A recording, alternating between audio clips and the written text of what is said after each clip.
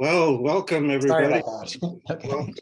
And well, I'm not sure what happened, but the link must have gone to your junk box or something. Okay, we can get started now. And welcome everyone from around the world, I should say, like Farid Zakaria does. We've been getting more and more people joining from Europe and the Middle East recently. So thank you, Ken, for joining us from Geneva today, I believe. That's correct. Thank you for Denise and Dania for being with us today. As usual, we will start with the land acknowledgement.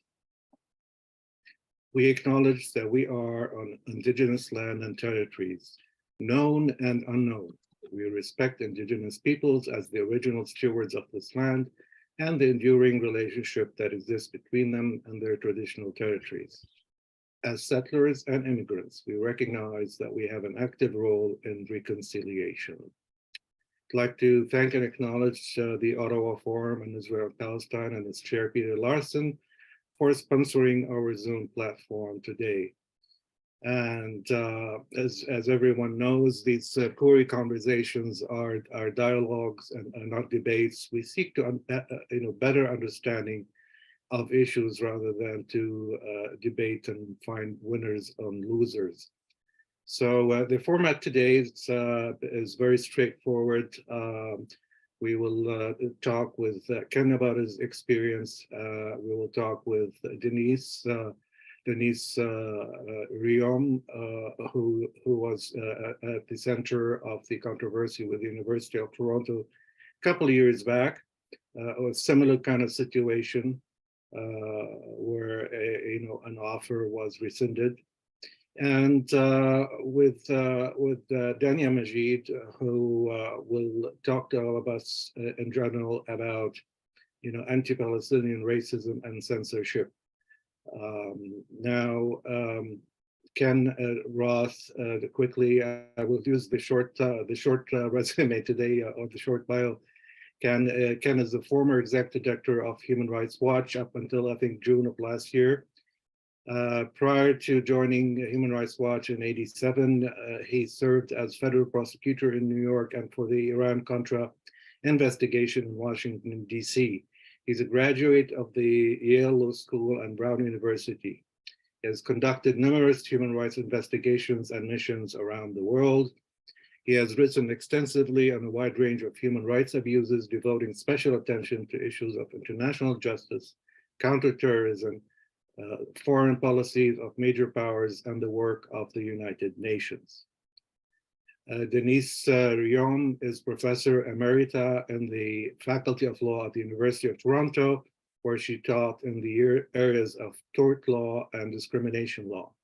Her research includes work on official languages rights in Canada, discrimination law, and charter equality rights.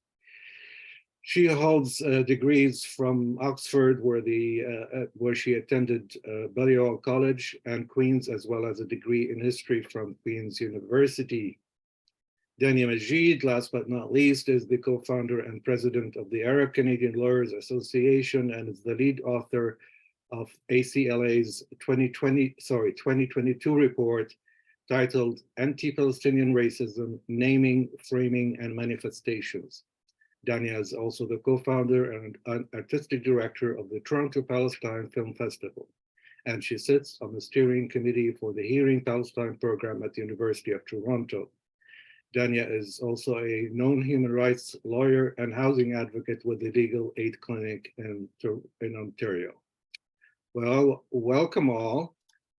We will start with Ken, and Ken, this happens to be very timely today. As we all know, the Harvard Kennedy School has sort of rescinded its earlier decision. Could you sort of, I know the facts are known, but just so we're all on the same page, could you possibly retell the events very quickly before we sort of discuss some of the substance of this? Sure. First, thank you very much for hosting this webinar. And I'm very glad that we're combining it with the University of Toronto situation, because I think they were very, very comparable. Now, in my case, I announced last April that I would be leaving Human Rights Watch after nearly 3 decades as of this past September 1st. Very quickly, I received a phone call from the Carr Center for Human Rights Policy, which is part of the Harvard Kennedy School. And they asked me, would I be interested in coming to the Kennedy School, because they knew I would be working on a book this academic year. And it seemed like a good place to do that. So, we had a bit of back and forth, worked out the details, and I accepted in principle, pending the approval of the Kennedy School dean. And we all thought that that would be completely pro forma, just just kind of a thing that's routinely done. And so I actually reached out to the dean in July and said, look, I'm going to be there in September. Why don't we get to know each other?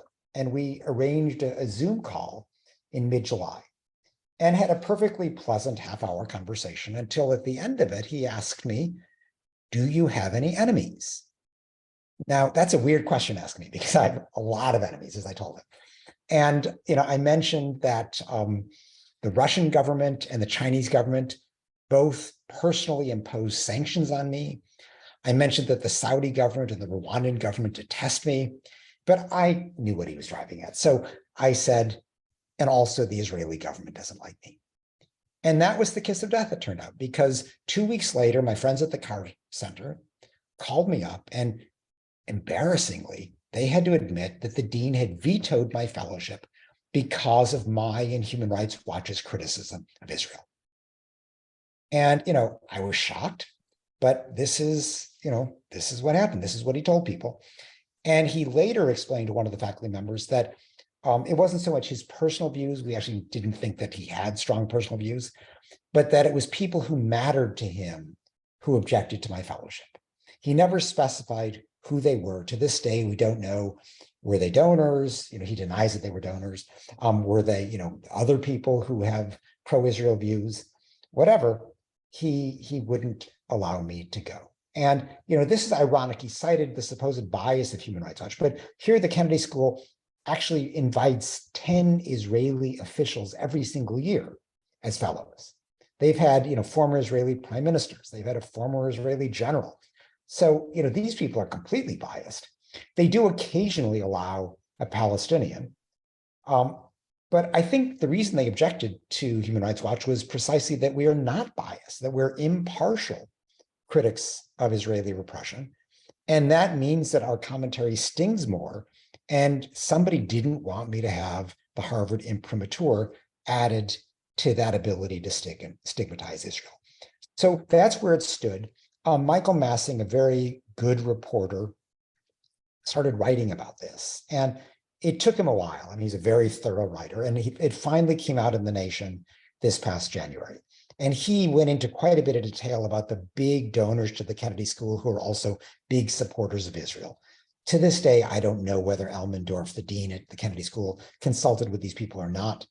But, I have 2 problems with this reversal that was announced today. I mean, I'm glad that they reversed, it's good. I will accept the fellowship. I feel a responsibility to do that, although I also have accepted, other obligations that I will have to fulfill. So it's going to be a complicated spring term for me. But I worry first that the dean has still been completely untransparent about who were these, people who mattered to him. And until we know, how are we ever going to make sure that he doesn't consult with people like that for other fellowships? But the big picture really is one of academic freedom, because look, having headed Human Rights Watch for 3 decades, I was able to mobilize a lot of media attention. There was huge support from the faculty of the Kennedy School, from faculty and students around the world. This was a big deal. And so fine, he reverses it in my case. But that's not the test. The test is, what is going to happen for just your ordinary academic, your ordinary student who might be inclined to criticize Israel, but is afraid to, because they're not going to be able to rally this kind of media and public attention. And so what I would like to see is a statement from either the Kennedy School or Harvard University or both that makes clear that they uphold academic freedom, that there is room to criticize Israel, that they didn't just make a mistake about me personally. They made a mistake in penalizing criticism of Israel. And Harvard, with the leadership role it plays in the academy, is a very important place for this kind of statement to be made. Otherwise, the lesson we learn is if you have a profile, they won't do this to you. If you don't have a profile, they still might. And we don't want that to be the message. No one likes to be criticized, and I'm sure when you criticize countries like China or Saudi Arabia, you get some backlash of some sort. But there seems to be, specific to Israel, a very high sensitivity to any criticism, at least in some quarters. Why do you think that is? I'm going to be honest and frank here. I was once offered a government appointment, and then, well, not offered, but I was very close to being offered, and then it was completely rescinded. And I was told by inside sources it's because I've written about Israel, and I haven't written anything outrageous about Israel, just written about Israel. So why do you think that is? Why is this very low tolerance for any criticism of Israel in particular? Well, first, Raj, I think it's worth pointing out that there are other governments that try to stifle criticism. I think foremost of China, which has been a big funder of these Confucius institutes. But even apart from that, if you are particularly a Chinese student on a Canadian or an American campus, you are being monitored, at least by other students, and on things like WeChat, they report back. Your parents can't get a call from the police. It is very difficult to be critical of China as a Chinese student in a Western university, let alone in China. So, this is not unique to Israel. Obviously, the Saudis, the Qataris, the various big donors that can exert influence. I think what's different about Israel is, it's not the Israeli government that is doing this. Pressure does come from private donors. And I face this at Human Rights Watch, where, many progressive Jews supported Human Rights Watch. There were some of them who were concerned about Israel as well. And, I always just made clear that there was a line. If they want to question me about, are we being fair, are we being accurate, I will have that conversation. If they want to suggest that we should exempt Israel from our scrutiny, I'm not going to have that conversation. I'm not going to accept money on those terms. And that was, frankly, the price I was completely willing to pay to uphold Human Rights Watch's principles. I would hope that a place like Harvard could make a comparable statement with respect to academic freedom. And whether or not there were donors behind this particular decision, it's an opportunity to make clear that donors have no right to use their financial influence to undermine intellectual independence or academic freedom. And if Harvard, the richest university in the world, can't make that clear, who's going to be able to do that? I can see a number of losses in this kind of situation. The students have lost the opportunity to benefit from your experience.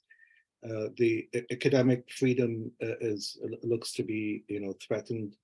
A reputation of one of the most prestigious, universities in the world, and of course, the chill factor that this kind of behavior produces in terms of telling people you better not say anything about Israel, China, whichever country. What are your thoughts on that? In terms of impact of this action, like you said, you weren't harmed yourself. But there are other impacts. No, exactly. In other words, I'm the first to admit I'm in a completely privileged position here. Yeah. One, this was not going to impede my career, even if Harvard continued to deny me the fellowship. I've got other options. But two, I was able to draw attention to what happened to me. And so under pressure, they reversed. But the real question is, how do we ensure that this doesn't happen to people who are lesser known? Your ordinary student, your ordinary scholar. These are the people we have to worry about the pressure not to criticize Israel is still there. And that's why I would like to see a much more vigorous affirmation of academic freedom by Harvard and the Kennedy School, to set a positive example, to make something good from this sorry episode, as a way of then, setting the tone, setting a direction for other colleges and universities. Thank you, Ken. So Denise, again, a very sort of quick retelling of the events surrounding the appointment of Valentina Azarova to the International Human Rights Program at the Law Faculty at U of T. Okay, well, thanks, Raja. Thanks for setting this up. Really appreciate the chance to participate. And I especially want to say thank you to Ken for lifting up U of T's story alongside his own, because they are very similar issues, but they are also in very important ways a study in contrast. And it's important to kind of bring out the things that made things go so badly at U of T that are because the candidate at issue there didn't have nearly the profile, and perhaps it sounds like the faculty at U of T didn't have nearly the backbone that the Carr Center people had. So this all started in 2020. In the fall, selection committee had made a recommendation that Valentina Azarova should be appointed as the director of the International Human Rights Program, a clinical program for law students, all about human rights issues. And the program had done work in Israel and Palestine all over the world. The recommendation was on the dean of the law school's desk to sign off on. Unknown to anybody at the time, anybody outside a charmed circle, behind the scenes, a prominent donor, a friend of the law school, and in fact, sitting judge, was making overtures to the university's advancement office, to somebody he dealt with at the law school in the past, in the Central Administration Advancement Office now, in his own words, having a quiet word with the advancement office officials to raise a red flag about Azarova's appointment, because she was perceived by the Center for Israel Jewish Affairs, which is a Canadian lobby group, as biased against Israel. The dean at the law school knew that this intervention had taken place. He got wind of it. When it leaked out that this had gone on behind the scenes, he just categorically stated that he knew about it, but he had not been influenced by it. And so he'd made the decision for other reasons to not proceed with the appointment. He'd been not influenced by this intervention at all. And so we should all just, go back to our desks and get on with our regular work. Lots of people were not satisfied with that. And so a campaign was started to make the university do something about this, investigate, actually reverse the decision. Here's the big first point of contrast. It took a year to get the University of Toronto to do anything like what Harvard has now done in Ken's case by way of offering the job. It took a full year, and that was constant political pressure the entire time. Ultimately, the university gave in to the pressure enough to appoint a so-called impartial investigator, a former Supreme Court of Canada judge, to conduct an investigation to figure out what had happened. It's actually thanks to that report that people outside the initial charmed circle of administrators actually know quite a lot about what happened behind the scenes. So what came out of that was the full story of the donors' intervention with the advancement office. And it's pretty ugly. I mean, it really makes it clear that the expectations on both sides were that he was entitled to ask for a favor like this, and the advancement officer was falling over herself trying to facilitate getting that information to the academic administrator who had to make the decision. You would have thought really devastating for the University of Toronto. But when it came to making a judgment about the dean's own behavior, I don't think I'm exaggerating when I say that the investigation report basically said this: the dean says that he wasn't influenced by the knowledge of this donor not being happy about this appointment. And so therefore there isn't enough of a basis to make an inference that he was influenced.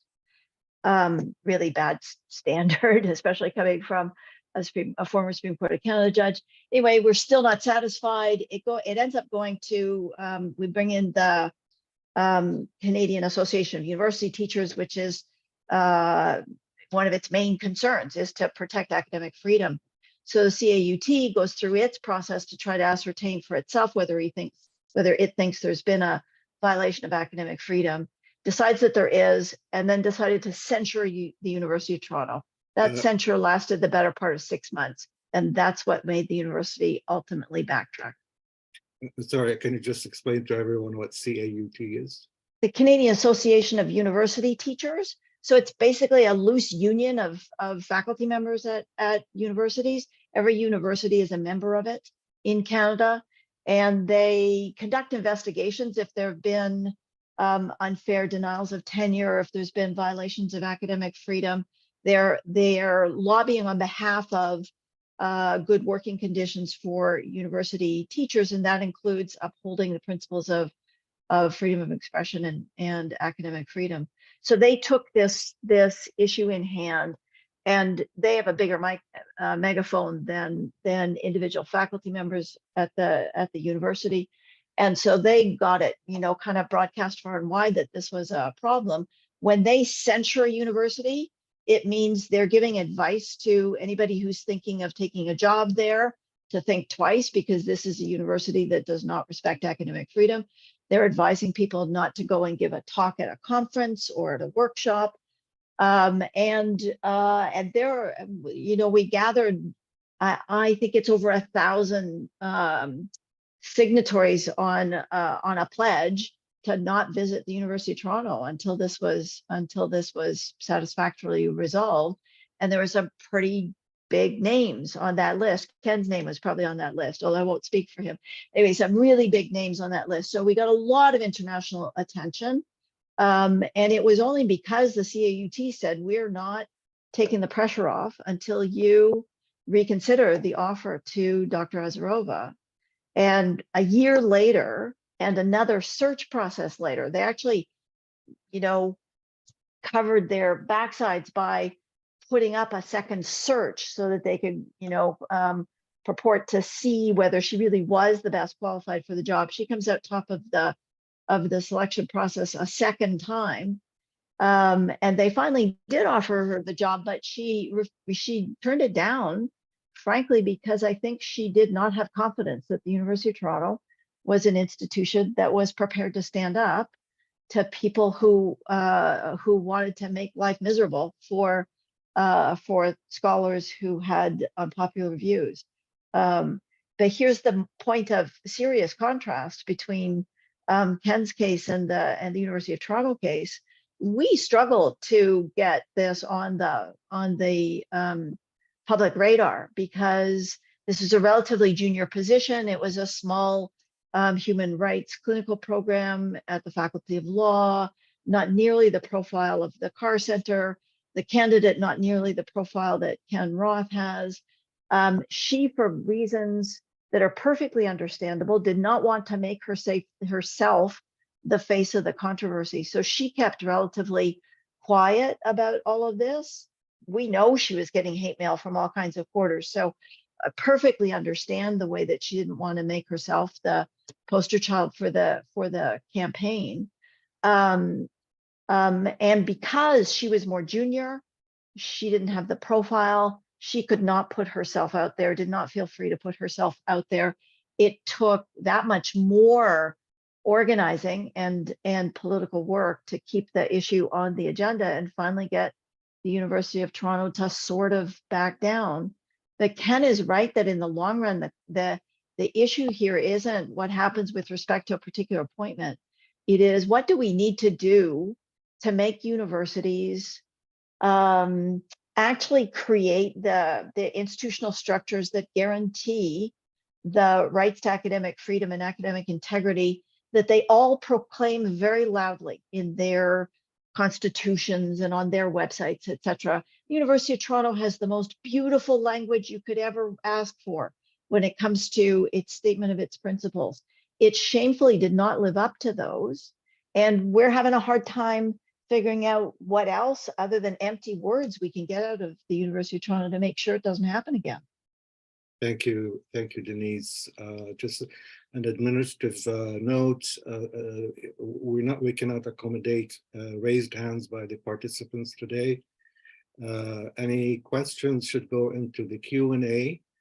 I'm not looking in the chat box. We will be looking at the Q&A box for any questions you want to throw to our panelists today. Dania, you're well familiar with the silencing of Palestinian voices, or pro-Palestinian voices, or pro-Palestinian human rights voices. What can you tell us about the many instances that may have happened or that have happened that we don't get to know about because of the profile of the case isn't there? Yeah, I mean, because of our position as legal scholars, and many of us who work with the Arab Canadian Lawyers Association are connected to community, we are privileged to hear the stories that don't make it out into the public, including those that arise from academia.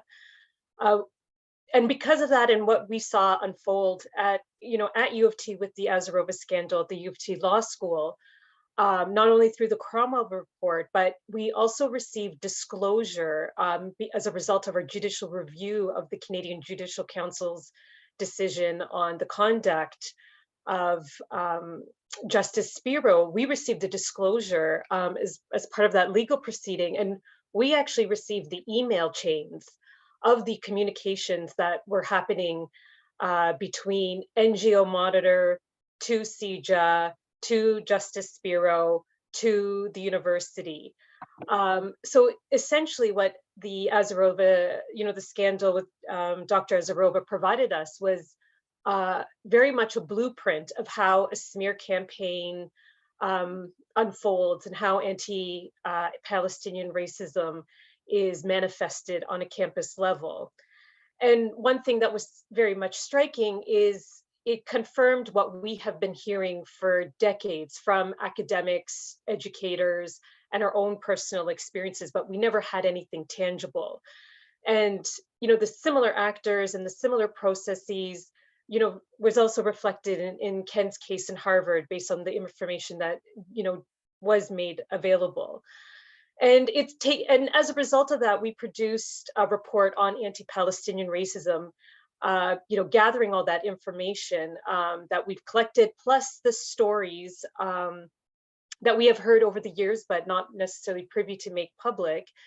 But, we put that together to describe what anti-Palestinian racism is, how it's manifested, what are the impacts on those who experience anti-Palestinian racism, and what it looks like on campuses, because again, until this day, campuses still remained like a hotbed of anti-Palestinian racism.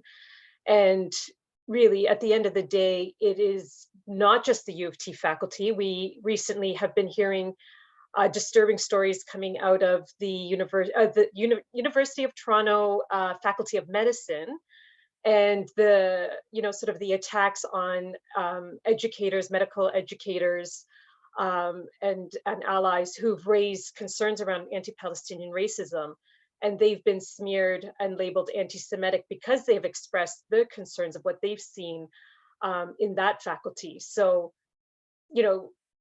the university has not learned from the lessons of Azarova.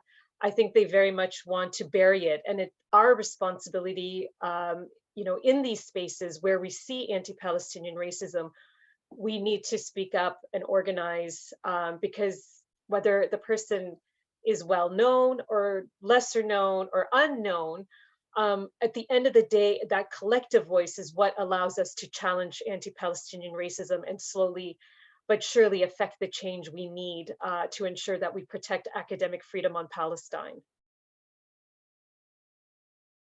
Thank you, Dania. Now and this is a question for everyone. The charge of anti-Semitism, which is a very serious form of hate, racism, and discrimination, has been used a lot when it comes to criticisms of Israel, and unfortunately, it's kind of diluting the impact of the charge when it gets thrown around so often. Can perhaps you can start us off on this topic? Well, I mean, Rasha, as you noted, there is an increasing tendency to accuse critics of Israel of being anti-Semitic.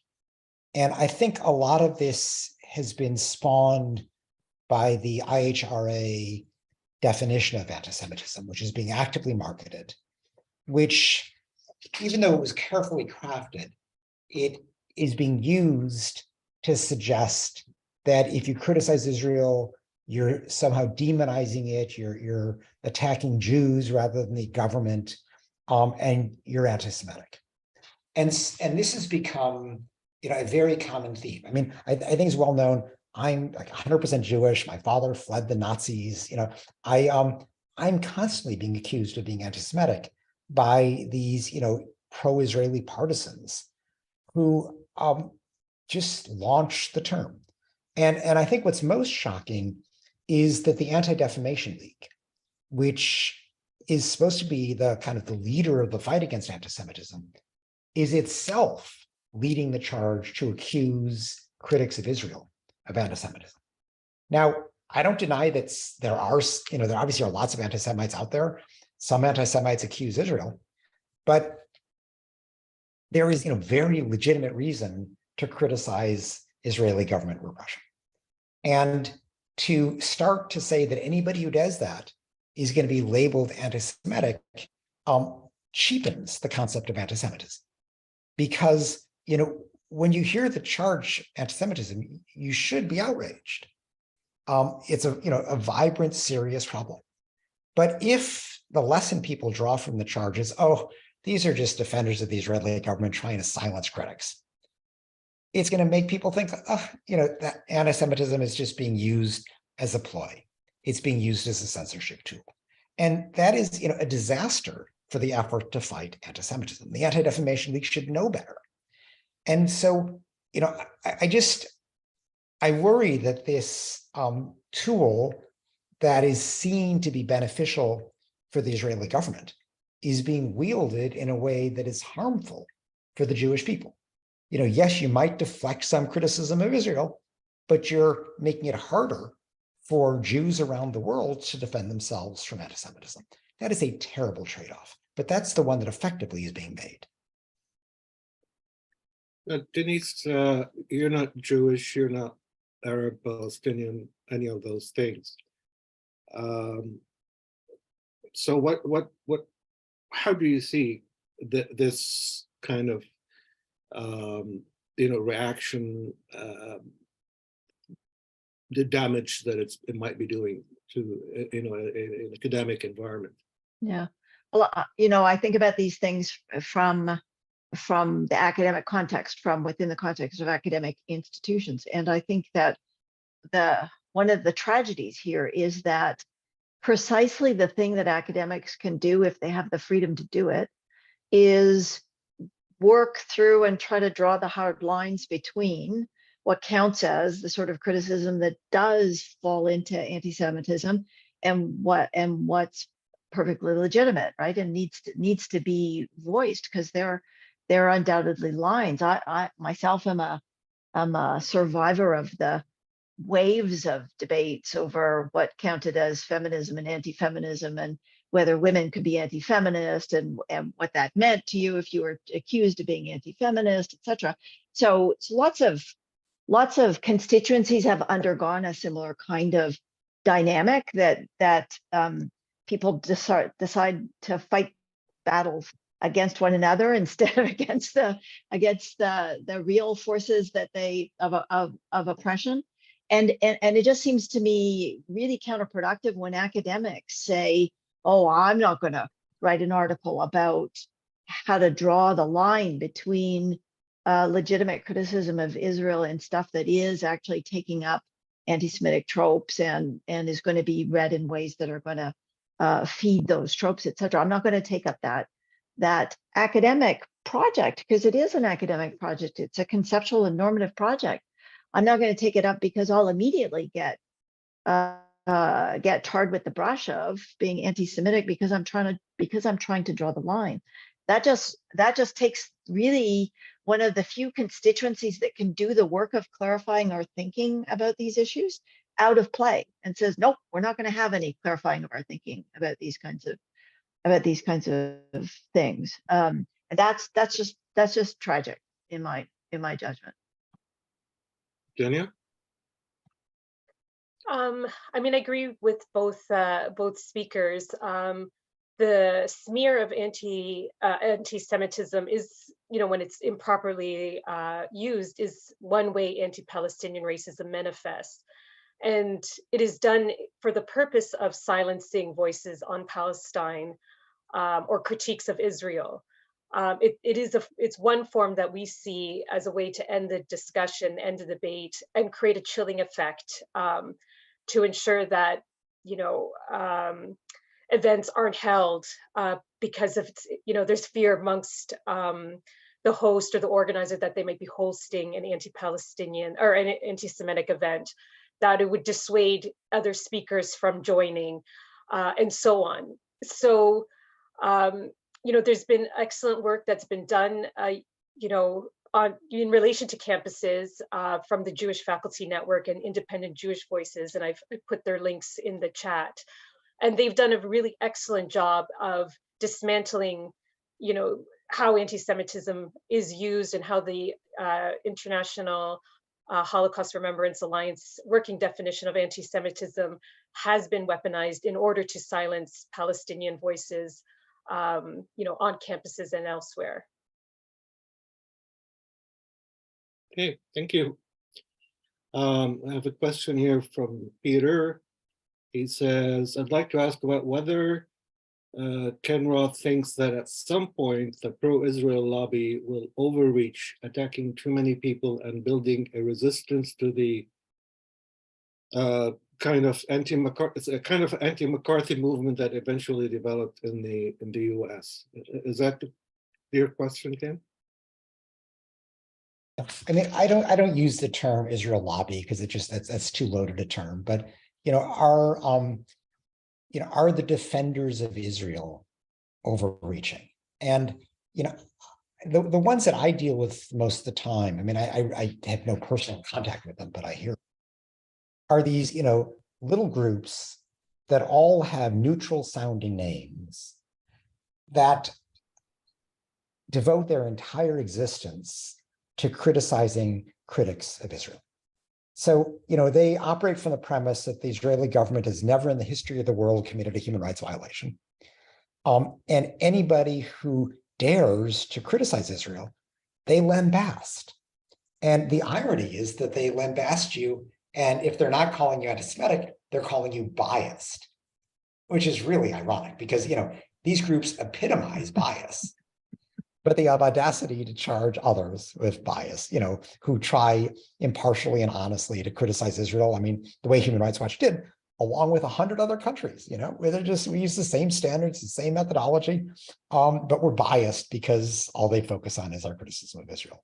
So, is this overreaching? I mean, I think people are seeing through this, but I actually fault journalists to some extent for, using the both sides approach to reporting.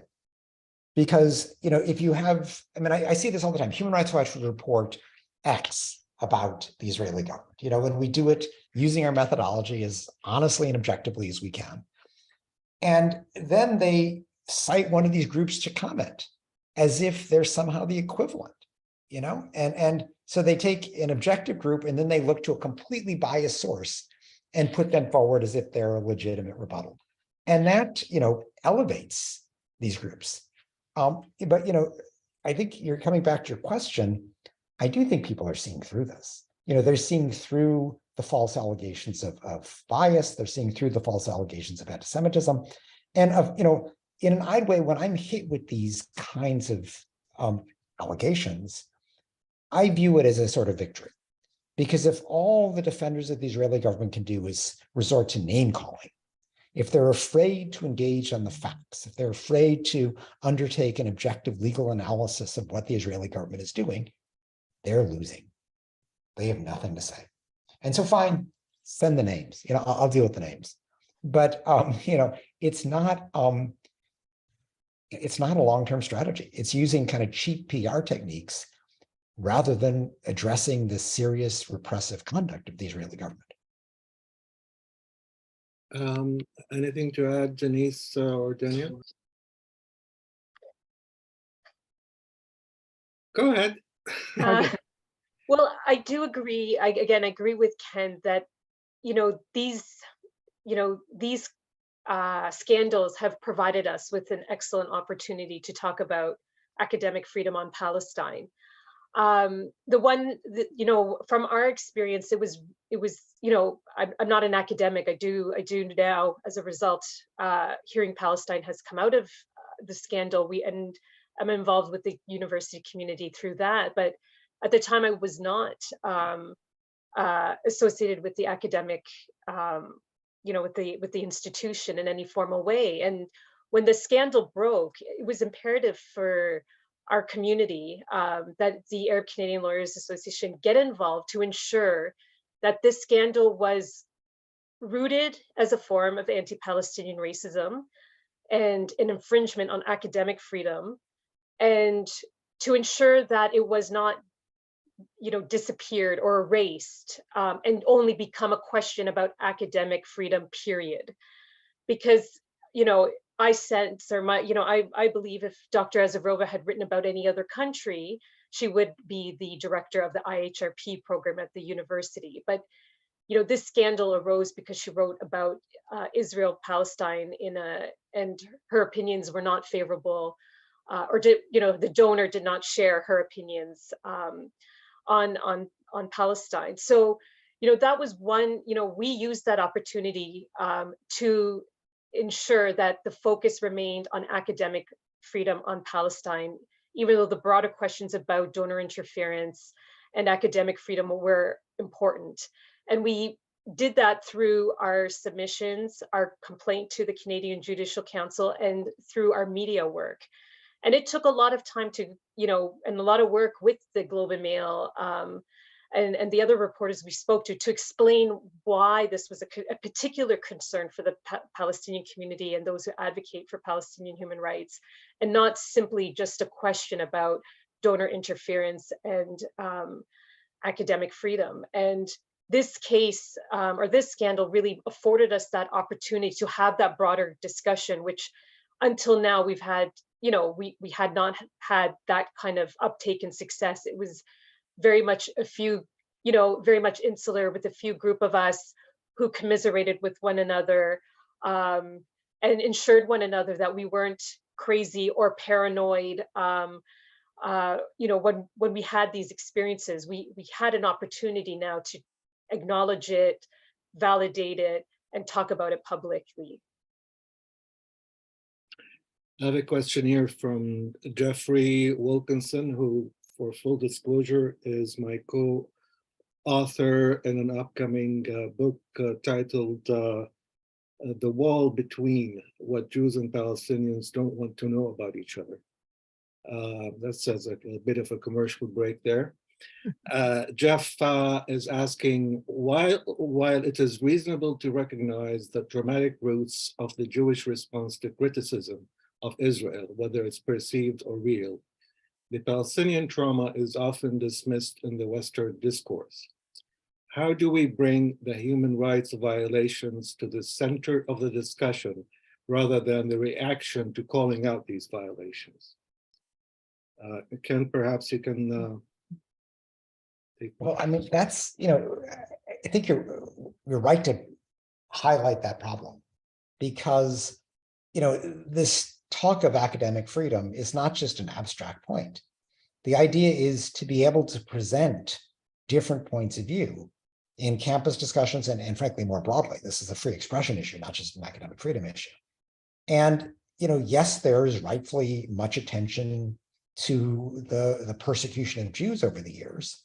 But there is also a very important story of persecution of Palestinians to be told.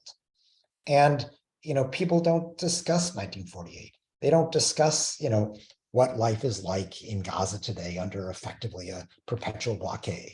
They don't discuss what it's like living in the West Bank where, the Israeli settlements are flourishing and next door in Area C of the West Bank, if you add a bedroom onto your house, it gets demolished. You have to travel on special roads and show a pass to get any place. And, it's a completely segregated system with totally different laws, different standards.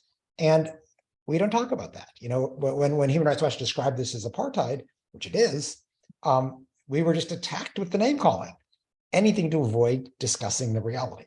And so I do think it's incumbent on all of us to, yes, let's reaffirm academic freedom, let's reject the slurs and the name calling, but let's bring it back to the reality, which is what this is about. Let's try to describe what life is like for Palestinians. And that's the only way to generate sufficient pressure for that to change. I have two related questions here. One from Virginia is asking, what was the straw? What do you think the straw that broke the camel's back in the case of Harvard decision? And a man is asking, does this represent a win or just a token response to the uproar over the decision to withdraw the fellowship? Well, I mean, those are both good questions. What was the straw that broke the camel's back? If I would cite one factor, it was the apparently unanimous opposition of the Kennedy School faculty to Dean Elmendorf's veto of my fellowship. There apparently were 2 faculty meetings in the last week, and the Boston Globe article on the reversal quotes Matthias Rees, who is the faculty director of the Carr Center for Human Rights Policy, describing this unanimous faculty opposition. And I think it was just more than Elmendorf could resist. He seemed willing to put up with the media hype, all the criticism there, the petitions. I'm sure he was worried about the students returning to Harvard on Monday. That was not a pleasant prospect for him because they were already organizing protests and the like. So I think it was, it was a combination of factors. But if I had to name one that in his mind was most influential, it's that he completely lost the Kennedy School faculty, which, by the way, I think is a lesson for U of T. And I wasn't there at the time, but my understanding is the U of T faculty was not as firm as apparently the Kennedy School faculty was, which might have made a difference. Is this a victory? It's a step in the right direction. I would be reluctant to call it a victory. I get my fellowship, great. Do we have a real affirmation of academic freedom? Do we have a real commitment not to allow criticism of Israel to impede careers of academics or students? Not yet. And I'd like to see a much clearer statement along those lines from the Kennedy School and Harvard University as a whole. A question from Mervon is talking about the Human Rights Watch report on apartheid in Israel. He says, the mere word apartheid triggered so many emotions, much resistance, anger. In hindsight, would it have been better served the cause with the truth to use another word? Or would that report have gotten the attention it rightly deserved? Well, we actually used 2 words. We said that it was a crime against humanity of persecution and apartheid.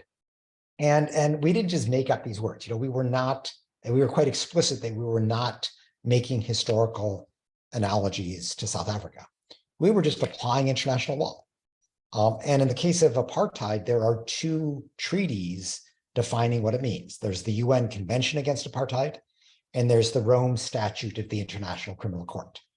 And so, if they wanted to call it gobbledygook, we would have called it gobbledygook, but that's not what they use. Yeah, they use the term apartheid. And so that's the term we use. We just applied international law. We had 200 pages of facts setting out the reality of life of Palestinians under Israeli domination. And we then, analyzed those facts under international law. And, the results were not terribly close. And indeed, I don't know anybody, any human rights scholar or activist who has looked closely at this issue, who has come to a different conclusion. And so, yes, Human Rights Watch found this, but, B'Tselem, the leading Israeli human rights group, found it. Many Palestinian groups found it.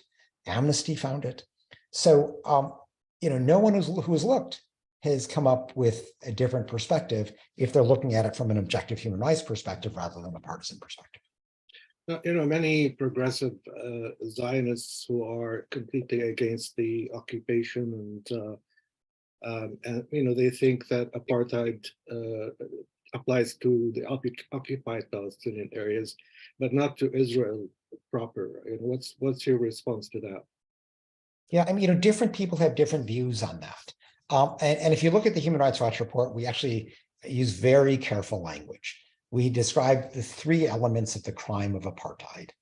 One is the intent to dominate, which we found throughout the territory controlled by Israel.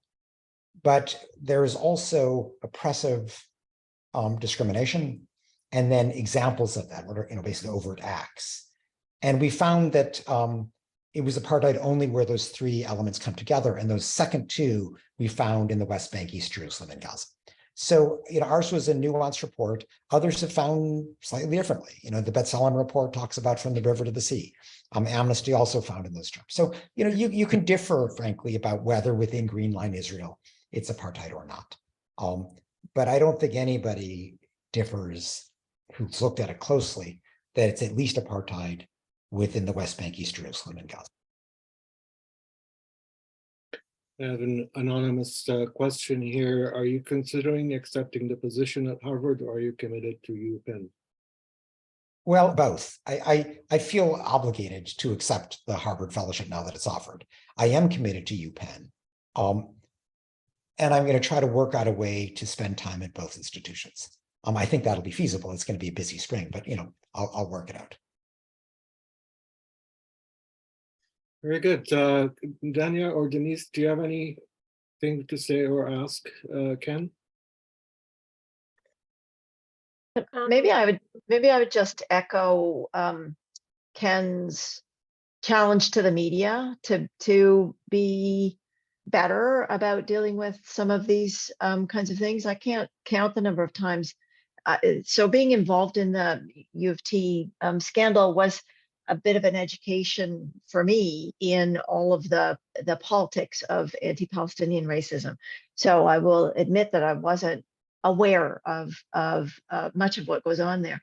But since then, I can't count the number of times I've read in the newspaper about somebody being accused of anti-Semitism, somebody in a Muslim or Arab Canadian organization being accused of anti-Semitism, and then other people, like almost usually politicians, immediately saying, "Oh, okay, we're never going to have anything to do with those people again." And the way it gets reported in the newspaper is just the accusation was made, and the cowards on the other side just say, "Oh, all right, we'll just wash our hands of this." And anybody who didn't know anything about all of these things would have no basis whatsoever to make up their own mind about whether this might have been a valid allegation of anti-Semitism or whether it's just another one of these ways of trying to shut a critic up. And that's really a dereliction of duty on the part of the media, I think. Dania, very quickly. I just in the question about a victory, I mean, we don't always have perfect victories or complete victories, but I do see that there are victories, coming out of U of T and Harvard that should be celebrated. One being, and most importantly, I would say, is the power of organizing and the trickle effect that comes from it, that will go beyond Dr. Azarova and Ken, but it will have impacts for the next time. It will have impacts for those future scholars. It will have impacts for the students who, might be entering, campus life and seeing this unfold.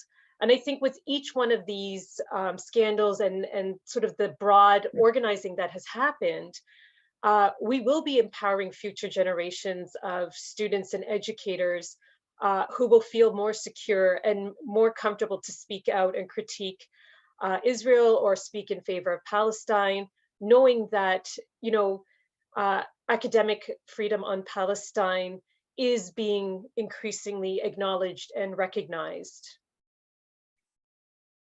Fingers crossed, Dania.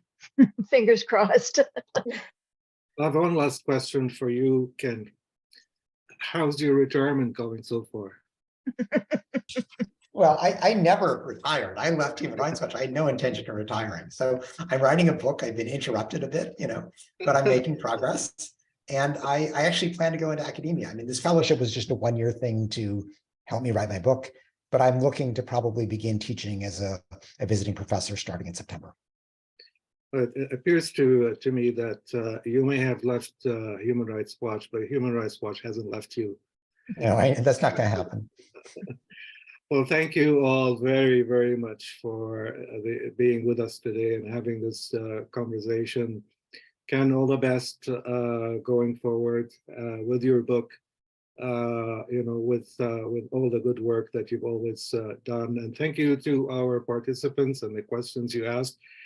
Clearly, we couldn't get to all of them, but I think we hit some of the more important subjects. So all the best. Have a good evening, everyone, and we'll see you next time. Bye-bye for now. Thank you very much. Thank you. Bye-bye. Thank you. Bye.